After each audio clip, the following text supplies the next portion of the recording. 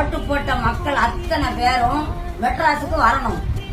எந்த வேலை இருந்தாலும் நீங்க வரத்தான் செய்யணும். என்ன காரணத்துக்கு அமைச்சர் பதவி ஏற கசாலையில உட்கார விடாம அடிக்காங்கன்னா என்ன காரணம்? முதலமைச்சரை ஆக்க விடாம அடிக்காங்க என்ன காரணம்? அந்த காரணம் தெரியணுமா? இவ வச்சிருக்க ஊழல் வெளியில தெரிஞ்சிருமுன்னு இவங்க அப்படி செய்தாங்களா? இவன் 5 வருஷம் ஆண்டு பாக்கட்டுமே. இவன் நல்லது செய்யாட்டா இவனும் இதே படிதான் ஆக போறான். அவங்க எனக்கு புரிஞ்சுக்கிடவே மாட்டாங்க. புரிஞ்சுக்கிடணுமா? 52 வயசுல இத்தனை ஓட்டு ஒத்தையில நின்று வாங்கியிருக்காங்கன்னாக்கி மகன்தான் விஜய் என் மகன்தான் இல்லன்னு நான் சொல்லல.